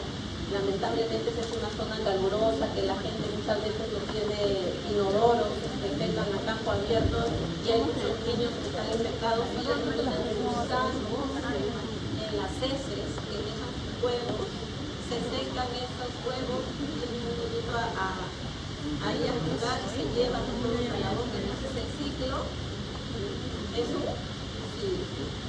Acá, bueno, nosotros gracias a Dios creo que tenemos nuestra casita, nuestro departamento con agua y desagüe. Entonces por eso es que esas parasitosis acá son más bajas. Exacto. Eso se llaman los factores de riesgo. ¿Ya? Factores de riesgo. Yo le digo, señor, ¿usted tiene factor de riesgo para tener ascaris? Entonces, para que el señor le conteste, tiene que saber cómo es el ciclo biológico. Ascaris, ¿cómo es ascaris? La ascaris es alimentos con tierra, con huevos de ascaris. Nadie tiene ascaris. Tener cuenta podría ser hombre. Podría ser hombre. Mínimo, pero podría ser. Muy bien. Ok, bueno, ahí tenemos a Giardia lamblia o Giardia intestinales, que es otro parásito intestinal, ¿no? En el intestino delgado. Ahí abajito, si se dan cuenta, está en el tamaño. Eso es micras, 10 micras. ¿Ya? ¿Y cuánto mide plasmodium? Miren cuánto mide plasmodium, 2 micras. ¿Y cuánto mide tronquiloides? También 2 micras. Y miren cuánto miden enterobios ventriculares. Ahí no le he puesto el nombre, pero miren, enterobios ventriculares mide 1 centímetro. Con eso, jóvenes, la pregunta es, ¿los parásitos todos son microscópicos? No. Ustedes van a conocer un parásito que puede medir 20 metros. ¿Cómo se llama ese parásito? Que es como una cinta, pero ¿cómo? La profesora está diciendo 20 metros. Y es intestinal, pero ¿cómo este maguito va a entrar 20 metros? Porque es como un hilito, es un gusano aplanado pero muy delgado, se llama Diphylugodrium latum, que afortunadamente en Perú no tenemos ese parásito, nos estamos salvando, pero sí tenemos Diphylugodrium pacificum, que puede llegar a medir 1 metro. Imagínense 1 metro versus 20 metros. Los chilenos tienen el Diphylugodrium latum, así es que van a ver chilenos con su parásito de 20 metros. Y los chilenos van a estar un poco más afectados porque este parásito va a competir con el humano y se va a llevar nuestra vitamina B12. ¿Ya? Entonces se dan cuenta, Diphylugodrium pacífico, ya les doy un adelanto, nos puede afectar, sí, pero no es, digamos, patógeno. Hay personas que le pueden infectar y su sistema inmune es tan bueno, por eso, jovencitos, por favor, cuidemos nuestro sistema inmune, ¿no? Cuidemos mucho, porque van a haber parasitosis que nos vamos a infectar, pero gracias a nuestro sistema inmune lo vamos a poder eliminar. Cuidemos, por favor. Bueno, ahí están, la anterior, por favor, faltaba todavía, esta de ahí, por ejemplo, que es como una hojita, todos conocemos las hojitas, eso se llama fasciola hepática, ¿no? Esa es la famosa licuya. ¿Hay alguno de Cajamarca acá?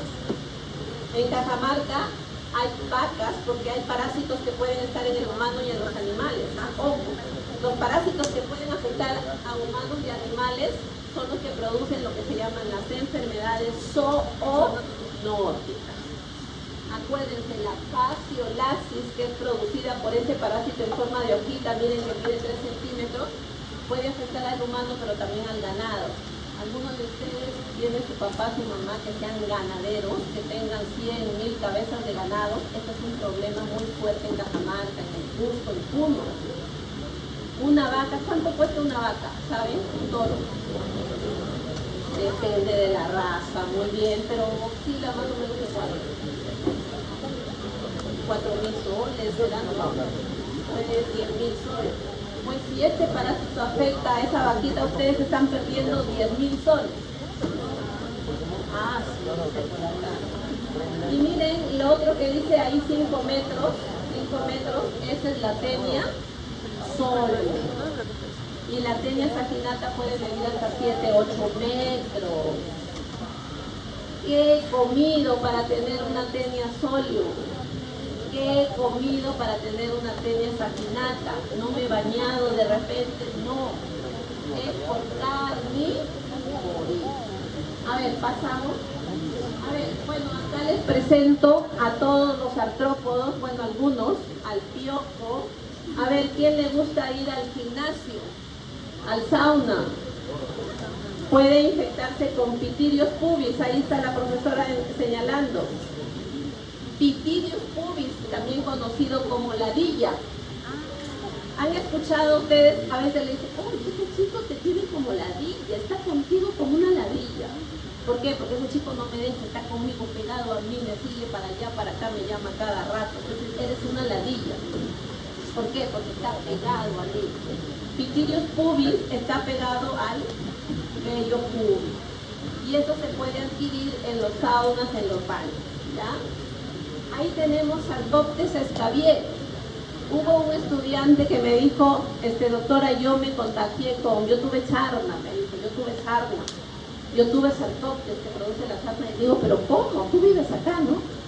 No, lo que pasa es que mi papá lo enviaron de Ceruna a una zona rural, por ahí creo, donde había personas asesinadas. Y yo estuve con él, mi papá se infectó y nos infectó a todos en la casa. Ya, eso vamos a aprender cómo se traduce. Es por contar. Es la sarna, jóvenes, la sarna. Sarcópteros, demodes. ¿Han escuchado ustedes o han visto personas que tienen la naricita roja y le dicen tienen la rosácea? Eso produce demos. Ya pasamos, ahí están las pulgas. ¿Quién transmite la peste bubónica? La pulga y la rata, lo vamos a conocer. Ahí tenemos Dermatobia hominis, miren eso. Esa es una larva de una mosca que puede ingresar a mi cabeza, ¿no? O puede ingresar en las personas dementes que están deambulando, puede estar en la boca. Imagínense aislar esa larva de la vagina de una persona. O sea, ¿cómo es que una larva de una mosca entró a la vagina de una persona? ¿Cómo? Imagínense, pues, son ya personas, ¿no?, que pueden tener problemas mentales. Esto hay artículos publicados por médicos en el Hospital Belén de Trujillo. ¿Quién es de Trujillo? Ay. Y este es, a ver, ¿quién me dice que no tiene arañas en su casa? Por más que limpiemos, siempre van a haber arañas. A ver, grábense el nombre, Loxoceles laeta. Esa es la araña que te puede morder y te puede necrosar la mano. Ustedes tienen que saber distinguir cuando un paciente va a ustedes porque le picó un zancudo o porque le mordió una araña. Y cuando la persona es mordida por una araña no le van a dar antibiótico. ¿Cómo van a tratar a una persona con una mordedura de araña? A ver, tarea para ustedes. Ya, pasamos. A ver, brevemente, nosotros tenemos esos ambientes así acá, ¿verdad? Cerditos que están comiendo basura. Cerditos que están comiendo, pues, heces. Así es como el cerdo puede adquirir la cisticercosis. ¿Ya? Y nosotros comemos a esos cerdos y a nosotros nos da la teniasis. Hasta ahí nomás me quedo porque este es un ciclo un poco complicado que luego lo vamos a explicar. Miren, ¿quién no tiene perritos? Por favor, los que tienen perritos sean responsables. Los que tienen perritos, si le van a dar comida, sepan qué comida le van a dar. Tenemos zonas en Junín, en Huancayo, donde a los perritos saben lo que le dan: vísceras de la vaca. Porque bueno, la gente tiene 5, 6, 7, hasta 10 perros. Yo sé de personas que tienen 10 perros en su casa. ¿Y saben por qué? Porque el perrito no está de mascotita, sino el perrito trabaja. Como decimos, el perrito chambea. ¿Cómo chambea ese perrito en Huancayo? A ver, ¿saben? Como pastor, ayuda a cuidar las ovejas. Pero esas ovejas se infectan. Ese es un ciclo un poquito complicadito. No los puedo explicar ahorita. El punto es que la parte de abajo, esas vísceras que están como globos, ahí lo ven. Eso es lo que sacan de las ovejas infectadas y le dan al perrito. Si no tenemos dinero, pues al menos cocinemos esas vísceras. Porque dentro de esas vísceras hay unas larvas que después en el perrito van a producir a ese gusano que está señalando la profesora, que tiene medio centímetro, mire, que se llama Echinococcus granulosus. Si nosotros accidentalmente comemos un huevito de eso, ¿saben lo que vamos a tener? Hidacidosis. ¿Han escuchado? Eso van a operar ustedes. Hidacidosis.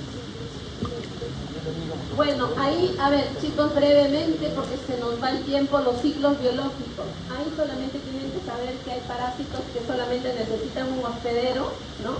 O sea, en mí se da todo el ciclo. Por ejemplo, de Giardia, estoy infectada de Giardia y no necesito de otra persona. Yo, en mí nada más está la Giardia. Pero hay parásitos que necesitan 2 hospederos. La Tenia soli necesita al humano, pero necesita también al cerdo. Eso se llama ciclo heterocélico. Les adelanto que Echinococcus granulosus, ese del perrito, también tiene ciclo heterocélico, porque necesita al perro y necesita a la oveja, a la vaca, todo. Ya, hasta ahí nomás nos quedamos, después feliz y eso lo aprenden ahora. Ya pasamos. El anterior creo era hábitat acá, ¿no? A ver, Cuando yo les diga cuál es el hábitat de Giardia lamblia o de Giardia intestinales, quiere decir dónde lo puedo encontrar en el organismo. Giardia lamblia, su hábitat es el intestino delgado. ¿Ya? Eso quiere decir algo. ¿Qué quiere decir periodo prepatente y periodo de incubación? Esto tienen que estudiarlo porque todos los parásitos tienen un periodo prepatente y un periodo de incubación.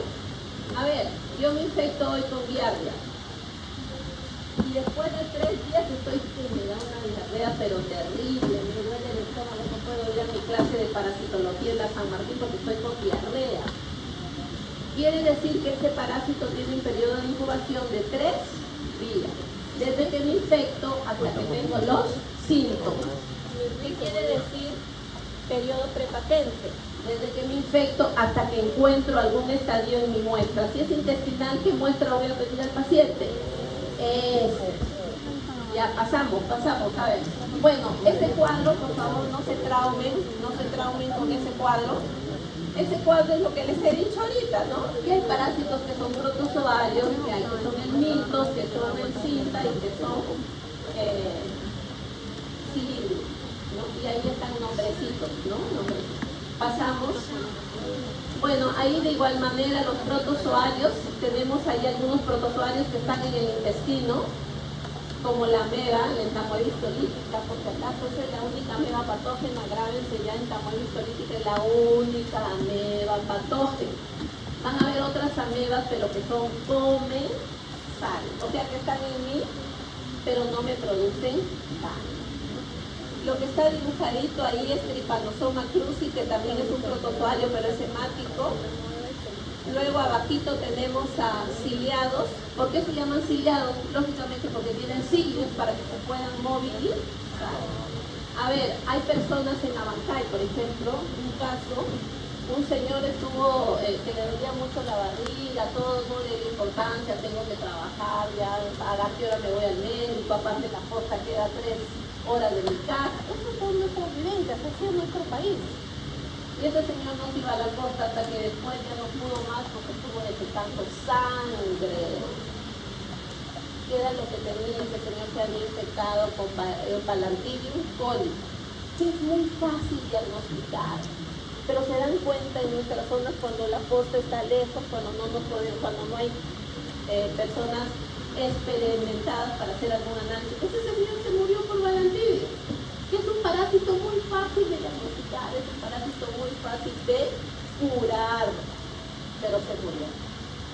¿Ya? Palantidium coli, acuérdense, es el único ciliado que parasita al humano. Abajo les presento a un parásito oportunista que se llama Cryptosporidium, es oportunista en los pacientes VIH. Como dijo el profesor Luque, hay virus y ahora hay parásitos que pueden afectar y son oportunistas en pacientes VIH. Entonces el paciente no se muere por VIH, sino el paciente se muere por el parásito o por el virus. Pasamos. Bueno, ahí para indicarles de que en el caso de los protozoarios hay un estadio que se llama trofozoito, que es el que come, el que se mueve, el que se alimenta, todo. Y hay un estadio de quiste. ¿Cómo me infecto yo con Giardia? ¿Porque he comido trofozoito o porque he comido quiste? Porque he comido quiste. Ya, porque el trofozoito cuando está en la tierra se muere rápidamente. Ya, pasamos. Bueno, ahí repitiendo, los helmintos pueden ser planos o pueden ser en forma de cinta. Pasamos. ¿Cuáles son los estadios? A ver, los estadios de los protozoarios del ingeniero trofozoito y quiste. Pero en el caso de los helmintos o ascaris, ahí sí ya vamos a hablar de huevos, de larvas o de adultos. Esos son los estadios de los helmintos. Estadios de protozoarios, trofozoito y quiste. Estadio del helminto, huevo, larva y adulto. Un helminto que hayamos hablado ahorita, ascaris lumbricoide. Otro, Taenia solida. Otro, Echinococcus granulosus. ¿Qué produce Echinococcus granulosus en los humanos? ¿Qué produce Echinococcus granulosus en los humanos? Parásito que mide medio centímetro. Hidapinosis. que está relacionado con el perro y con las ovejitas, las vacas, ¿no? Ok, pasamos entonces. Bueno, son los artrópodos. ¿Han escuchado sobre la viuda negra, una araña? Esa es la que está abajito. Yo creo que nadie de ustedes tiene viuda negra en su casa, pero sí tiene la araña de la casa, la araña casera que dijimos que se llama se llama Loxosceles laeta. Loxosceles laeta, esa araña sí, alguien me dice que no la tiene y yo no le creo, porque todos tenemos una Loxosceles laeta en nuestra casa, que es la araña casera. Pero esta araña de acá es una araña que está en la casa de Frankenstein, ¿no? ¿Cómo es la casa de Frankenstein? Lúgubre, llena de madera, de piedra, está en el campo, ¿no? Esa es la araña, la viuda negra, y ustedes van a tener que tratar a pacientes que han sido mordidos por arañas como la viuda negra. Pasamos. Bueno, ahí es un poco de teoría, son fotitos, ¿no? Díganme 2 maneras de adquirir un parásito. A ver, ¿quién alza la mano? Rapidito, ahí está, cópiense, ahí dice. Por alimentación. 2 maneras de adquirir parásitos. Agua con quistes, otra, comiendo alimentos contaminados, también por insectos, usted, por el agua, por las verduras, por carnivorismo también, por comer carne que está infectada. ¿A quién le gusta carne a la francesa? Pues les recomiendo que coman a la inglesa, creo que no es francesa. Les recomiendo que comen carne bien cocida, porque esa es una manera. Pasamos. Bueno, ahí lo que ya les hablé, a ver chicos, ahí ya les dije qué cosa es un endoparásito cuando está dentro y qué es un ecto cuando está fuera. Y ahí está el Pityrius pubis o ladilla, ya no se van a olvidar. Alguien que tiene su enamorado bien pegajoso, dígale ladilla, ya no se va a olvidar. O mejor dicho, dígale Pityrius pubis. Ese es su nombre científico. ¿Ya? Y el de abajito es un ascaris. ¿Cuánto mide un ascaris, señorita? Aproximadamente. ¿Cuánto mide un ascaris? 25 a 30 centímetros. Por si acaso en ascaris, acuérdense, hay dimorfismo sexual. Quiere decir que hay ascaris macho y hay ascaris hembra. Pero por si acaso en la tenia no hay dimorfismo sexual. Las tenias son hermafroditas, ¿ya? A ver, pasamos. Bueno, hay tipos de hospedero. A ver, creo que vamos a tratar de que me entiendan. ¿Qué es un hospedero definitivo? Yo, por ejemplo, todos ustedes, todos somos hospederos definitivos de Tenia solium. ¿Por qué? Porque vamos a tener al parásito en su forma adulta, en su forma sexualmente madura. Ese es un hospedero definitivo. Pero el cerdo es un hospedero intermediario de Tenia, porque acuérdense que el cerdo va a tener los cisticercos. Y los cisticercos son estadios larvales, ¿ya? Bueno, hospedero paraténico es un poquito complicado ahora explicarles, pero hospedero paraténico nosotros vamos a hacer de algunos parásitos que lo vamos a tener al parásito, pero el parásito no va a seguir un ciclo, no va a madurar ni se va a morir, o sea, va a estar ahí. O sea, somos nosotros de transporte, ¿ya? Luego vamos a explicar en Toxocara canis, ahí somos hospederos paraténicos. Y hospedero reservorio, miren, ¿qué quiere decir reservorio? Nosotros somos reservorios de muchos parásitos. Y les voy a contar uno, solamente uno, Plasmodium. ¿Ustedes saben por qué la malaria en Iquitos no desaparece? Siempre hay malaria en Iquitos. Que hay malaria cero, que hay el proyecto así, que lo quieren erradicar. Bueno, va poco, pero sigue la malaria en Iquitos, sigue. Una de las razones es porque nosotros, las personas, somos los reservorios. Porque usted tiene malaria, pero está feliz. Bien, el señor tiene malaria, pero está muriendo ya. Pero los dos tienen malaria. ¿Por qué? Porque hay unos que son asintomáticos y otros son sintomáticos. Ahora, ¿de qué depende? Eso ya son estudios superiores, ¿no? Su inmunidad de repente del señor es muy buena, o la cepa que tiene de malaria no es tan patógena, pero la señorita tiene una cepa muy patógena. Bueno, eso ya son trabajos de investigación. Vectores biológicos y mecánicos, acá rápidamente.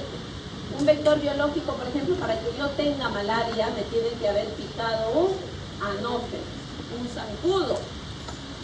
Para que yo tenga dengue, me tiene que haber picado un aéreo.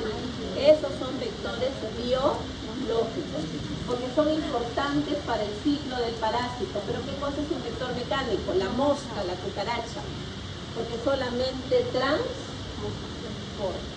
La mosca en sus patitas, cuando tengan ustedes una mosca en la sopa, no saben dónde estuvo esa mosca antes, ¿ah?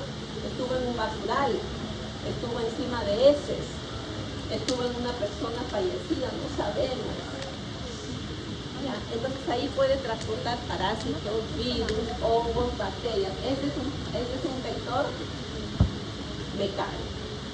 Pasamos. ¿Cómo vías de infección y mecanismo de transmisión? Acá rápidamente, ¿cómo el hombre adquiere, por ejemplo, la tenia? ¿Cómo ingresa la tenia? ¿Cuál es la vía de infección? Oral, porque yo tengo que comer la carne, ¿no? ¿Y cuál es el mecanismo? Carnivorismo, ¿ya? Eso, por favor. Una cosa es vía de infección y otra es mecanismo. Vía es la puerta de entrada y el mecanismo es cómo lo adquiere. Por eso les digo de que coman carne bien cocida, jóvenes, ¿ya? Carnívoros. Pasamos. Bueno, ahí seguimos las maneras de la parasitosis. Miren, por transmisión sexual. Un parásito por transmisión sexual, jóvenes. A ver. Ya, muy bien. Pitirius pubis, la ladilla es por transmisión sexual también. Pero hay otro que se llama Trichomona vaginalis. También es por transmisión sexual. Pasamos. Acá los métodos diagnósticos. A ver, si usted tiene un parásito intestinal, ¿qué muestra solicita al paciente? Ese. Si usted tiene malaria, ¿qué muestra solicita al paciente? Sangre. Si usted tiene leishmania, que produce heridas acá, ¿qué muestra solicita? Cutánea, una biopsia, ¿no? Así es. Hay parásitos que pueden afectar el sistema neurológico. ¿Qué muestra solicitan? Líquido, céfalo. Pasamos. Ahí están las muestras. Miren los tipos de muestras. Hay parásitos que pueden estar en mi garganta también, entonces yo tengo que hacer un hisopado, ¿no? Pasamos. Bueno, ahí son las preguntas, ¿no? ¿Qué tipo de muestra solicitaría el paciente, ¿no? Hay ameliasis, hay personas que se están muriendo de la diarrea y allí es un reto para ustedes, ¿sabes? Llega una señora desesperada porque su hijito de 2 años está con una diarrea hace 3 días, no come nada, ha bajado de peso. Ya, o sea, todo lo que está eliminando es agua, nada más. ¿Qué van a hacer ustedes? Eso puede ser por virus, eso puede ser por parásitos, eso puede ser por bacterias, ¿no? Acuérdense que una diarrea viral, ¿cuánto puede durar? Si esta persona ya está 5 días, 6 días con diarrea, ¿será viral eso? Pregunta para ustedes. Pasamos. Bueno, ahí es cómo se toma la muestra. A ver, alguien quiere irse a Iquitos a tomar muestra de heces a varios pacientes, pero no van a tener su frasco de heces en su hotel, ¿no? Eso va a oler, pero diablo, van a salir disparados todos los que están alojados ahí. Ahí cuando uno quiere hacer ese tipo de trabajos, lo tiene que poner en formol al 10%, así, ¿ves? ¿No? Y ustedes no es que estén felices también, pero al menos no hay olor, ¿no? Entonces ustedes vienen con su cajita porque si no en el avión los van a botar también, ¿no? Porque su caja va a oler terrible. Pero si le ponen formol, ya eso no. Y no destruye al parásito, o sea, lo pueden analizar. Pasamos. Bueno, eso van a ver ustedes la otra semana, ¿no? Creo que ya un grupo ha visto lo que es solución salina y Lugol, ¿no? Han hecho sus preparaciones de láminas y han visto algunos parásitos, pues esta próxima semana van a reforzar eso, ¿no? Yo puedo hacer directamente de mi muestra de heces con Lugol y buscar ahí parásitos. Pero ojo, jóvenes, que las personas que no tienen experiencia pueden ver alguna cosita, un artefacto, detritus, algo producto de la dieta y van a decir, mira, mi paciente tiene ascaris. Si no tiene ascaris, simplemente es una gota de aceite que ustedes no pusieron bien a la laminina. Entonces hay que tener bastante ojo. Eso ustedes van a aprender la próxima semana. Hay otros métodos en los que hay que colorearlos también, ¿no? En malaria, por ejemplo, la gota de sangre yo no voy a verlo al microscopio, así nomás yo tengo que colorear. Pasamos, por favor. Bueno, hay parásitos, a ver, ojo, hay parásitos que yo puedo tener mi hijito y me voy al médico porque mi hijito tiene una diarrea y el médico me dice, hágame un examen seriado de ese. ¿Qué quiere decir seriado? Por lo menos una muestra hoy, otra muestra mañana y otra muestra pasada. ¿Por qué? Porque hay parásitos que hoy salen en nuestras heces, pero mañana no salen. Y pasado tampoco salen. O de repente no salen ni los 3 días, porque tengo tan poquito parásito, o porque mi muestra de ese yo necesito en el laboratorio que voy, necesito que no me hagan un directo así con Lugol nada más, sino necesito que a esa muestra lo concentren. Las muestras también se pueden concentrar, eso les van a explicar la próxima semana en su módulo de práctica. Pasamos. Bueno, ahí es como se hace un examen directo, ¿no? Ahí están viendo en un lado el Lugol, en otro es la solución salina y están poniendo una muestra de heces en una lámina. Les han dicho que traigan guantes, ¿verdad? Guantes. Y lo van a observar al microscopio. Pasamos. Ese es un método. Miren, las copitas que están ahí, hay personas que se escandalizan, dicen, esas son las copas que yo tomo mi jugo. Pues ese tipo de copas se utilizan para concentrar la muestra de heces. Pongo mi muestra de heces y le echo solución salina, la dejo media hora, boto ese líquido, luego coloco nuevamente solución salina y lo que analizo al final es el sedimento. Ese es un método de concentración en copa, se llama. Pasamos. Bueno, estos son algunos diaparásitos. Pasamos. Miren, por ejemplo, un huevo de Ascaris, profesora, este es un huevo de Ascaris, miren. Si su paciente tiene eso en las heces, quiere decir que tiene su Ascaris de 30 centímetros. A la derecha un huevo de tenia, profesora, ahí miren. Si su paciente, alguno de ustedes tiene ese huevito en sus heces, quiere decir que tiene una tenia de 5 metros. Ya, a ver, difilubotrio hay por ahí. No hay, ¿no? Arriba, hay difilubotrio, ahí. Si su paciente tiene ese huevito, puede tener un Bifidobottrium latum que puede medir 20 metros o puede tener un Bifidobottrium pacífico que puede medir 1 metro, porque a nivel de huevo yo no diferencio si es latum o es pacífico. Lo bueno es que el tratamiento es similar, así que por ahí es una ventaja para ustedes. Bueno, para el paciente. Ya, pasamos, profesora. Bueno, esos son los artefactos, ¿ah? Nada de esos son parásitos, Pasamos. Bueno, ese es el método de Graham, ¿no? La mamá cuando tiene su niñito que no se concentre en el colegio y que está que se siente y se mueve ahí porque le pica el potito, que hace en la noche, que hace en la mañanita, la mamá sin bañar al bebé le pone una cinta scotch. Y eso lo pone en una lámina, les van a enseñar la próxima semana y eso se observa al microscopio. A veces en la cinta scotch se ve el gusano grande, ¿ah? ¿Cuánto mide un enterobius? 1 centímetro. Ya, y esos son los huevitos. Ese es giardia, ya son láminas coloreadas. Este es el estadio del trofozoito, por ejemplo. ¿Se acuerdan que los protozoales tienen estadio de trofozoito y de quiste? Ahí están viendo trofozoito. Ese no es el estadio infectante. ¿Cuál era el estadio infectante? El quiste. Pero el trofozoito es el estadio malo. ¿Por qué les digo el estadio malo?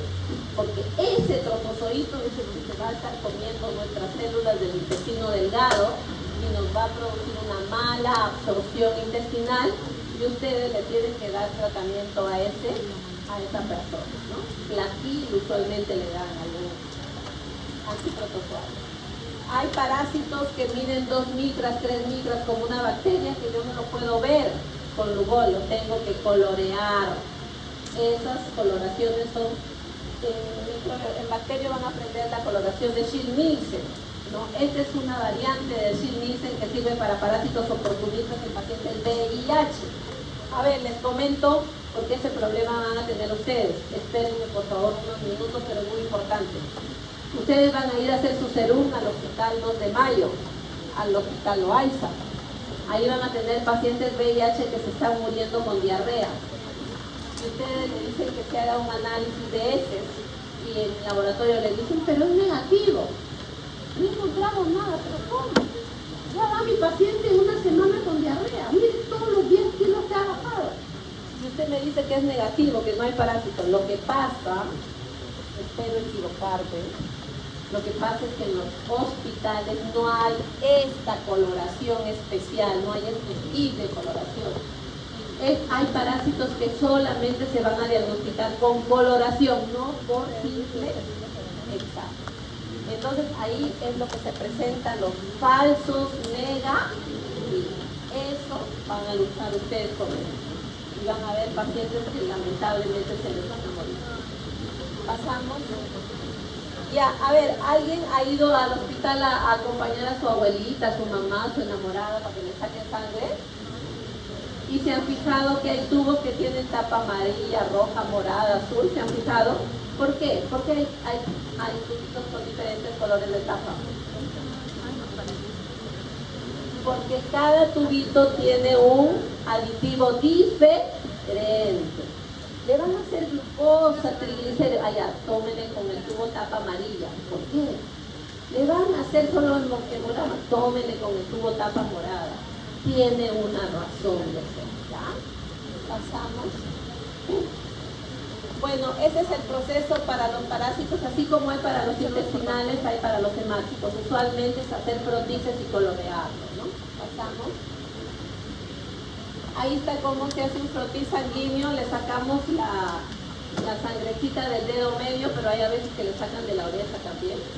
Lo ponen en una lámina y lo extienden y lo colorean. Pasamos. A ver, ¿qué parasitosis van a diagnosticar ustedes con imágenes, con ecografías, con tomografías? ¿Qué parasitosis? Uno de ellos va a ser la cistis, cercosis, otro va a ser la idosis, otro va a ser la toxoplasma. ¿Ya? Hay con imágenes. Pasamos. Bueno, estos ya son los métodos inmunológicos, ya eso ya les pediría de que ustedes lean. En su práctica van a tener QRs, ¿no? Van a tener unas láminas con QRs en los cuales ustedes van a ver todo el proceso. No va a durar mucho, 1 minuto, 2 minutos. El que está interesado en saber cómo se hace un ELISA lo va a aprender ahí. En 2 minutos va a aprender a hacer un ELISA que demora 5 horas en el laboratorio. Ustedes lo van a aprender en 2 minutos. Van a aprender a hacer Western blot, que se utiliza para cistis y cercosis, lo van a aprender también en 2 minutos por el QR, que van a estar ahí. Pasamos, ¿no? Hay parásitos que se detectan también por métodos inmunológicos, se llaman los coproelisas, que quiere decir de que yo voy a detectar antígenos en copro. ¿Qué cosa es copro? Ese, ¿no? Ya, a ver, el que está interesado podemos hablar luego al respecto. Pasamos. Ese es el método que ustedes van a pedir cuando sospechan de una persona que tiene cisticercosis. Esos son tiritas que van a ver en su módulo de práctica. Eso se llama, si la tirita está totalmente blanca, es negativo. Y si la tirita tiene algunas manchitas, ahí es positivo. Pasamos. Sigue la cisticercosis, pasamos. Bueno, eso de ahí, por favor, todo médico tiene que saber la definición. Ustedes que, la prevalencia de niños con guías de alambre ha subido, la incidencia ha bajado, ¿no? Eso tienen que saber ustedes, qué cosa es incidencia y qué cosa es prevalencia, qué cosa es sensibilidad, qué cosa es especial. ¿Se acuerdan con eso del COVID? Decían, no, las pruebas rápidas no sirven. Porque las pruebas rápidas no son específicas. ¿Qué querían decir con eso? Pero la prueba del qPCR en tiempo real, en tiempo de COVID, es bien sensible. Todos hagan eso. Ahí les estoy dando la respuesta. ¿Qué cosa es ser específico y qué cosa es ser sensible? Pasamos. Bueno, hay parásitos que se pueden cultivar. Ojo, no solamente yo cultivo bacterias, también puedo cultivar parásitos. Pasamos. Miren, En trabajos de investigación también sacamos líquido cefalorraquídeo a personas que tienen problemas neurológicos y lo inyectamos en ratoncitos. Pobrecitos los ratoncitos. Pero tenemos que esperar 2 meses para saber si es positivo. ¿Alguien de ustedes va a esperar 2 meses? No. Yo tengo mi papá, tengo mi mamá, no, ni hablar. Yo necesito que hoy mismo me digan si mi papá tiene esto o no. Pero en investigación sí se hace. Pasamos, y esa es la reacción en cadena de la polimerasa, el famoso PCR. Escuché al profesor Luque que les decía que no hay lo que es el RNA que tiene que pasar a DNA, todo. En el caso del COVID es un RNA tenía que pasar a DNA, pero en este caso los parásitos mayormente solamente se hace un PCR, se amplifica el material genético que usualmente es AD. Pasamos. Ok, ahí están las fotos de su libro de consulta Botero. Y el otro, ¿no? Es el que ustedes van a consultar. El 60% de las preguntas del examen es de lo que hablamos. En teoría, en práctica, en seminario, el 40% es de acá. Así es que, jovencitos, bienvenidos a su curso de microbiología y parasitología.